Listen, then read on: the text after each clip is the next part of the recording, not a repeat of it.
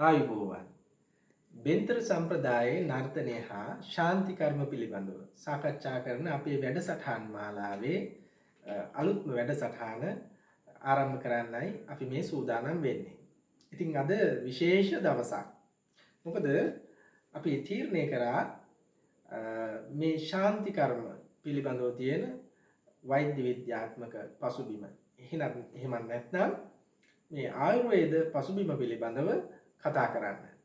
ඉතින් වෙනදා වගේම අදත් අපි සම්බන්ධ කරගත්තා සෞන්දර්ය විශ්වවිද්‍යාලයේ හිටපු බාහිර කතිකාචාර්ය ඒ වගේම බෙන්තර සම්ප්‍රදායේ ප්‍රවීණ නර්තන ශිල්පී ඒ වගේම ශාන්ති කර්ම ශිල්පී හේමචන්ද්‍ර වීරසිංහ ගුරුතුමා. ඒ වගේම අද අපි සම්බන්ධ කරගත්තා විශේෂ සම්පත්දායිකාවක්. ඇය කොළඹ විශ්වවිද්‍යාලයේ ආයුර්වේද හා ශල්‍යවේදී වෛද්‍ය උපාධිධාරී මානසික සෞඛ්‍ය පිළිබඳ විද්‍යාපති උපාධිධාරී මනෝ උපදේශන හා මනෝ චිකිත්සා ඩිප්ලෝමාධාරී දසුනි වීරසිංහ වෛද්‍යතුමනි. ඉතින් අද වැඩසටහනට මේ දෙපළම මම ආයු බොහෝ වේවා කියලා පිළිගන්නවා. ආයුබෝවන්. මම හිතනවා අද ඊටාම සාර්ථක වැඩසටහනක් වෙයි. අර්ථවත් වැඩසටහනක්. මොකද අපිට මේ ශාන්ති කර්ම පිළිබඳ ආයුර්වේද පසුබිම කතා කරන්න සුදුසු සම්පත්දායිකාවක් හමු වෙලා තියෙනවා. ඉතින් වෛද්‍යතුමියනි මම අහන්න කැමතියි. අපි මීට කලින් වැඩසටහනක අපේ ගුරුතුමන්ගේ මේ අපි කතා කරා ශාන්ති කර්මයක් තුලින් මේ ඇදුරෙක් එහෙම නැත්නම් මේ ශාන්ති කර්ම ශිල්පියා බලාපොරොත්තු වෙන්නේ කුමක්ද කියන එක. මේ රෝගියා සුවපත් කිරීම. ආයුර්වේදෙත් එහෙමයි. අපිට දැනගන්න අවශ්‍යයි ඔබතුමියගෙන් මේ ශාන්ති කර්ම තුලින් කෙරෙන මේ සුවපත් කිරීම පිළිබඳ ආයුර්වේදයේ පැත්තෙන් දකින්න කෝණය මොකද්ද? ඒ ආයුර්වේද පැත්තෙන් සිදු කරන්න පුළුවන් පැහැදිලි කිරීම කියන එක. මම හිතන්නේ මේ පිළිබඳ අපිට පොඩි අවබෝධයක් ලබා දෙනවා නම් ඉතාම වටිනවා. බොහෝමත්ම ස්තුතියි ඔබතුමාට අද දවසේ මාව සම්බන්ධ කර ගැනීම පිළිබඳව. ඇත්තටම ආයුර්වේදය කියලා කියන්නේ ආයුෂ පිළිබඳ විද්‍යාව. මේක ඇත්තටම වේද ආශ්‍රයෙන් හැදුණු විද්‍යාවක් හැටියට තමයි අපි හඳුන්වන්නේ. ඒ කියන්නේ ඉන්දියාවේ තමයි මේ වේද ශාස්ත්‍රය අපිට හඳුනා ගන්න පුළුවන් වෙන්නේ. එතකොට රික් යජුර් සාම අථර්ව මේ කියන වේද හතර තමයි ප්‍රධාන වශයෙන්ම ඉන්දියාවේ පැවතෙන්නේ. එතකොට මේ වේද හතරෙන් අථර්ව කියන වේදයේ ආශ්‍රයෙන් තමයි ආයුර්වේදය නිර්මාණය වෙලා තියෙන්නේ. එතකොට අපි ආයුර්වේදයේදී බලාපොරොත්තු වෙන්නේ පුද්ගලයෙකුගේ ශරීරය, මනස හා ආත්මය යන ත්‍රිත්වයම සුවපත් කිරීම. ආයුර්වේදයේ ප්‍රධාන අංග 8ක් තියෙනවා. මේ අංග 8 නම් වශයෙන් අපි හඳුනාගත්තොත් ශල්‍ය තන්ත්‍රය, ශාලාක්‍ය තන්ත්‍රය, කාය චිකිත්සා, භූත විද්‍යා, කෞමාර බුද්ධි, අගද තන්ත්‍ර, රසායන තන්ත්‍ර, වාජිකරණ තන්ත්‍ර. මේ අංග 8න් භූත විද්‍යා කියන අංගය තමයි අපි මෙහිදී වැදගත්ම වෙන්නේ. මොකද භූත විද්‍යාවේ තමයි අපිට මේ ශාන්ති කර්ම කියන වචනය අපිට හඳුනා ගන්න පුළුවන් වෙන්නේ. හොඳයි වෛද්‍යතුමියනි. මම හිතන්නේ මේ අපේ ප්‍රේක්ෂකයන්ටත් අද ඊටාම සාර ගර්භ වැඩසටහනක් බවට පත් වෙනවා. මොකද මේ මම ඇත්තටම කියන්න කැමතියි මේ ඇය වෛද්‍යතුමියට මේ ශාස්ත්‍රය පිළිබඳව හොඳ පසුබිමක් තියෙනවා, පාරම්පරික පසුබිමක්. මම හිතන්නේ ඇය හොඳ තැනකට ගෙනල්ලා නතර කරා මේක. මොකද්ද මේ ආයුර්වේදය කියන්නේ? ආයුර්වේදය ආරම්භ වුණේ කොහොමද? සහ ආයුර්වේදයේ කොතනටද මේ භූත විද්‍යාව එහෙම නැත්නම් ශාන්ති කර්මය කියන එක ගැබ් වෙලා තියෙන්නේ කියලා. ඒ වගේම දැන් වෛද්‍යතුමිය කියන විදිහට මේ ආයුර්වේදයේ භූත විද්‍යාව පිළිබඳව තියෙනවා. හොඳයි වෛද්‍යතුමියනි. එතකොට අපිට තව පොඩි පැහැදිලි කිරීමක් කරන්න පුළුවන්ද ආයුර්වේදයේ තුල මෙවැනි රෝගීන් සඳහා තියෙන චිකිත්සා ක්‍රම මොනවද කියලා? ඔව්. ඇත්තටම අපේ ආයුර්වේද වෛද්‍ය විද්‍යාවේදී චිකිත්සා ක්‍රම හැටියට කතා කරද්දී ප්‍රධාන චිකිත්සා විධි 3ක් තියෙනවා. එහිදී යුක්ති ව්‍යාපාශ, දෛව ව්‍යාපාශ, ඒ වගේම සත්වා වජේ. මෙහිදී යුක්ති ව්‍යාපාශ කියන්නේ ඖෂධ වලින් කෙරෙන ප්‍රතිකර්ම. ඊළඟට දෛව ව්‍යාපාශ කියන්නේ ඇත්තටම මේ වගේ දේව භූත ඒ ආදියකින් ඇතිවන අපද්‍රව වලට කරන චිකිත්සාව. ඒ වගේම සත්ව අවජය කිව්වහම මානසික රෝග වලට අදාළ චිකිත්සාව. ඇත්තටම මේ ශාන්ති කර්ම කියන එක මේ දෛව ව්‍යාපාශ ඒ වගේම සත්ව අවජය මේ කියන දෙකටම අදාළයි. මොකද අපි දන්නවා මෙහිදී විශේෂයෙන්ම කායිකටත් වඩා මානසික ප්‍රතිකාරයක් තමයි සිද්ධ වෙන්නේ. ඔව් හොඳයි. මම හිතනවා හොඳ පැහැදිලි කිරීමක් වෛද්‍යතුමිය අපිට කරා. එතකොට මම හැරෙන්න කැමතියි අපේ ඇදුරුතුමන් පැත්තට. දැන් එතුමිය කියන විදිහට දැන් මේ බලිතොවිල් ග්‍රහ ශාන්ති මෙවැනි දේවල් මේ රෝගීන් සඳහා චිකිත්සා ක්‍රම විදිහට කරනවා. ඒ වගේම මානසික ප්‍රතිකාර. අපිට පැහැදිලි කිරීමක් ඔබතුමාගෙන් කරන්න පුළුවන් නම් මේ දැන් ශාන්ති කර්ම තුලත් අපි බලිතොවිලයක් ග්‍රහතොවිලයක් කරලා මේ මානසික තත්ත්වයක් රෝගියාගේ යහපත් අතට හරවන්න ඇදුරුතුමන්ලා බොහෝ කටයුතු කරනවා. ඒ පිළිබඳ පොඩි පැහැදිලි කිරීමක් කළොත්. එතනදී ශාන්ති කර්මයේදී තියෙනවා මෙන්න මෙහෙම දෙයක්. අපි හිතමු ලෙඩෙක්. එයා අපේ පැත්තෙන් ගත්තම මේක භූත දෝෂයනේ. ඔව්. එක්ක ප්‍රේත දෝෂයක්. ඒ නිසා අපේ ක්‍රමවේදයක් තියෙනවා මේක මානසික පොඩක් ඉවත් කරන්න. අපි හිතමු දැන් එයා බය වෙච්ච යකා ඉන්නවනේ. අන්නේ බය වෙච්ච යකාව අපි කියන ඔයා ළඟට. එයා බය වෙච්ච යකා එයා ළඟට ගියලා කියන්නේ යකාව නෙමෙයි ගියන්නේ. ඇදුලා යකෙක් වගේ සැරසිලා ඇවිල්ලා අරයට බොහොම සරපරස විදියට ඇවිල්ලා ඊට පස්සේ බොහොම විහිළු තහළු කරලා ඊට පස්සේ යාගෙන් බත් ගොට්ටක් හරි පිදේනියක් හරි අරගෙන සන්තෝෂ වෙලා යනවා. එතකොට අර රෝගියාට යම් විදිහකට හිතෙනවා අනේ මම මෙයාට බය වෙලා තියෙන්නේ. මානසික චිකිත්සාව. බය වෙන්න ඕන තරම් යකෙක් නෙමෙයි. කියන තරම් යකා කළු නෑ. හොඳයි. වෛද්‍යතුමියනි එතකොට මේ අපිට තව දකින්න තියෙන මෙන්න මෙහෙම ගැටලුවක්.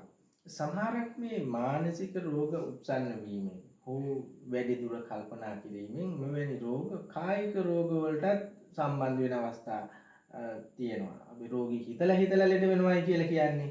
ඒ පිළිබඳව අපිට පොඩි පැහැදිලි කිරීමක් කරොත් අපි මේ දැන් මේ ශාන්ති කර්ම පැත්තෙත් එහෙම රෝගීන් ඉන්නවා. අපිට ඒ නිසා මේ හොඳ පැහැදිලි කිරීමක් අවශ්‍යයි ඔබතුමියගෙන් ආයුර්වේද පැත්තෙන් වෛද්‍ය විද්‍යාව පැත්තෙන් මොකක්ද ඒ කියලා. ඔව් ඇත්තටම මේකෙදී අපිට සමහර අවස්ථාවලදී රෝගීන් පැමිණෙන්නේ ඔවුන්ගේ කායික රෝගයක් එක්ක. සමහර විට නිින්ද යන්නේ නැහැ. ඒ වගේම වමන යනවා. ඊළඟට අතිසාරය වගේ රෝග. ඒක කායික රෝගයක් විදිහට පැමිණුණාට ඇත්තටම අපි ඒක හරියට විග්‍රහ කරලා බැලුවහම ප්‍රශ්න පරීක්ෂාවෙන් දර්ශන පරීක්ෂා ඒ සියලුම පරීක්ෂා තුලින් අපි හරියට විග්‍රහ කරලා බැලුවහම එය මානසික රෝගයක් පැත්තට තමයි ඇත්තටම බලපෑම තියෙන මානසික ප්‍රශ්නයක්. ඒක නිසා ඇතිවෙච්ච කායික රෝගයක්. ඇත්තටම නවීන මනෝවිද්‍යානුකූලව අපි මේ හඳුන්වනවා සයිකෝසොමැටික් ඩිසෝඩර්ස්. ඒ කියන්නේ කායික මනෝ රෝග නිසා ඇතිවන කායික ගැටලු. එතකොට මෙන්න මේ ආකාරයට අපිට හමුවන්න පුළුවන් රෝගීන් ඔවුන්ගේ මනසේ තියෙන ගැටලුවක් නිසා තමයි මේ කායික රෝගය ඇති වෙලා තියෙන්නේ. එතකොට සමහරවිට අපි කරන ඖෂධ ප්‍රතිකාර මේකෙදි ඇත්තටම ප්‍රතිඵල රහිතයි. අන්නේ ඒකෙදි තමයි අපිට මේ මානසික ප්‍රතිකාර ක්‍රම අපිට යොදා ගන්න සිද්ධ වෙන්නේ. ඇත්තටම මම මෙතනින් තව දෙයක් කියන්න කැමතියි. දැන් මේ මනස ගැන කතා කරාට පස්සේ ආයුර්වේදානුකූලව අපේ මනසේ තියෙන ප්‍රධාන ගුණ තුනක්. සත්ව, රජස්, තමස්. එතකොට සත්ව කියන්නේ ඇත්තටම ඉහළ ගුණයක්. ඒ වගේම රජස්, තමස් කියන්නේ අපේ දෝෂ, මනෝ දෝෂ හැටියට අපි හඳුනනවා. එතකොට ওই මානසික රෝග ඇති වෙන්න ප්‍රධානම හේතුව වෙන්නේ මේ රජස්, තමස් දෙකෙහි අඩු වැඩි වීම. ගැටලු ඇතිවීම තමයි. ඔව් හොඳයි. එතකොට ඇදුරුතුමනි ඒ වෛද්‍ය විද්‍යාව පැත්තෙන් රෝගියා දකින විදිය.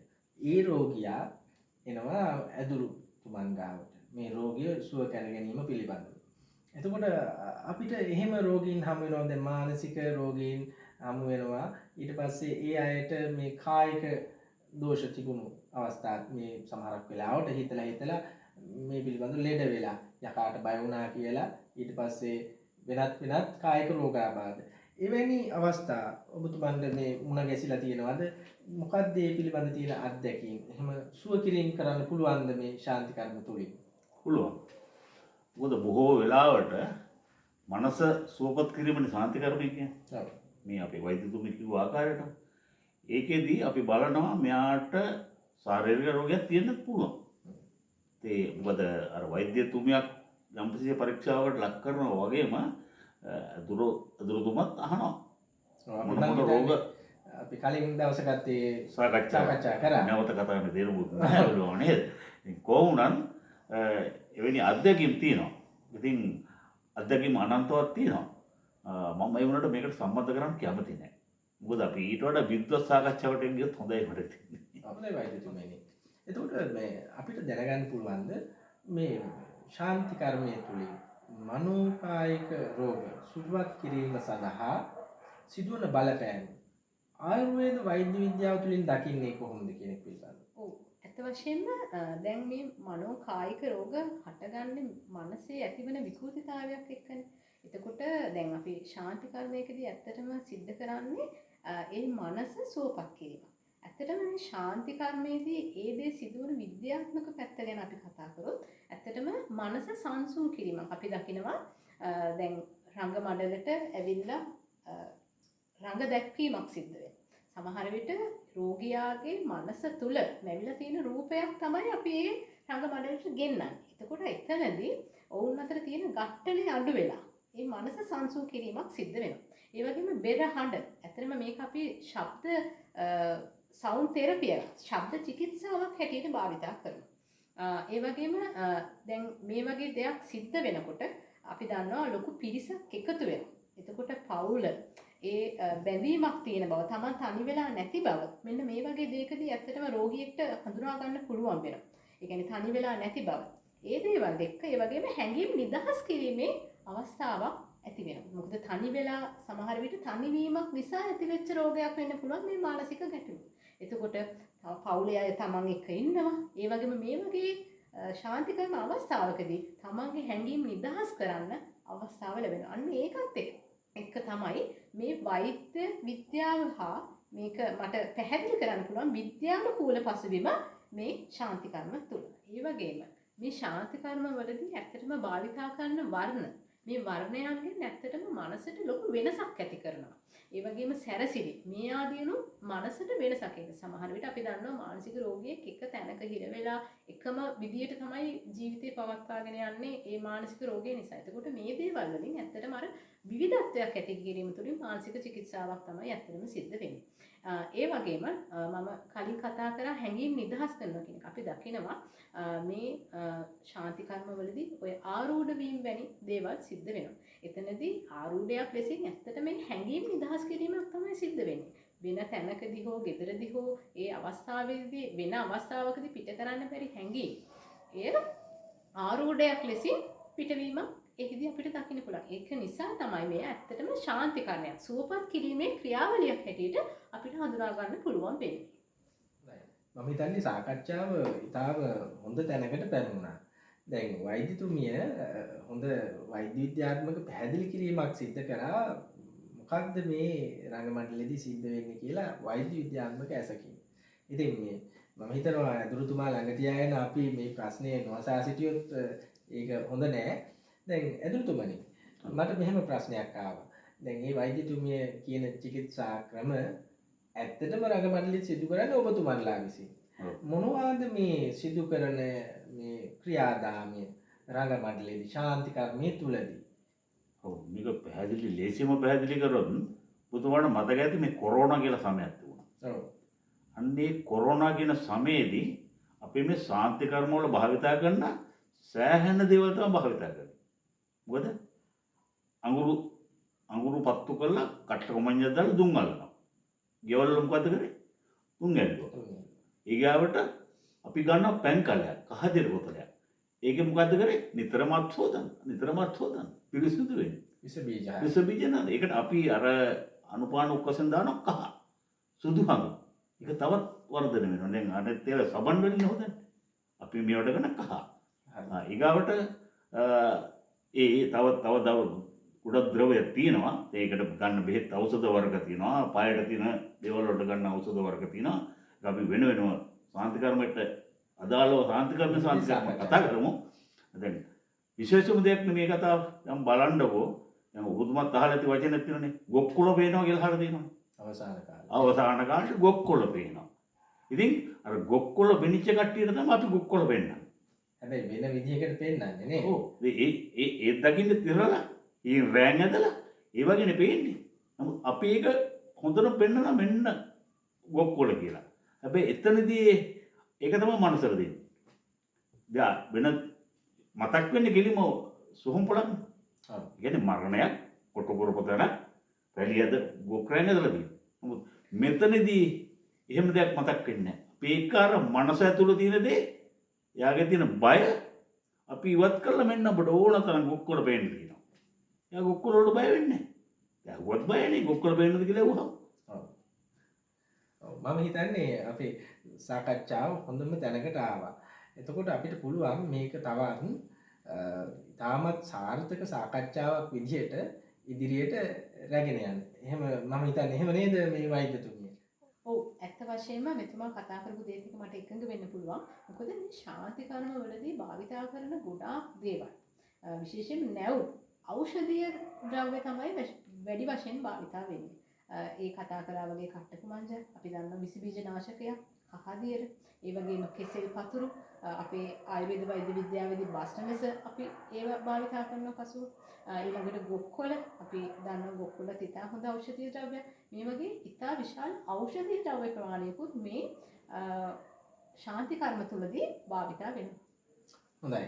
ඉතින් අපි ඉදිරි වැඩසටහන් වලදී බලාපොරොත්තු වෙනවා මේ කියන දේවල් ඔබ ඉදිරියටම ගෙනල්ලා වෛද්‍යතුමියත් සම්බන්ධ කරගෙන අපේ ගුරුතුමන්වත් සම්බන්ධ කරගෙන පෙන්වන්න රඟ දක්වලා පෙන්වන්න කොහොමද මේ දේවල් ශාන්ති කර්මය තුල සිද්ධ වෙන්නේ කියලා. ඒ වගේම වෛද්‍ය විද්‍යාවෙන් අපිට හොඳ පැහැදිලි කිරීමක් මේ අවස්ථාවේදී ලබා ගන්න පුළුවන් අපේ වෛද්‍යතුමියත් සම්බන්ධ කරගෙන.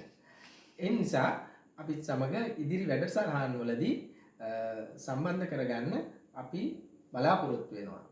එහෙනම් අපිත් සමග සම්බන්ධ වුණු ඔබ දෙපොළටම වඩා ආයු බොහෝ වේවා කියලා අවසාන වශයෙන් කියන්නේ.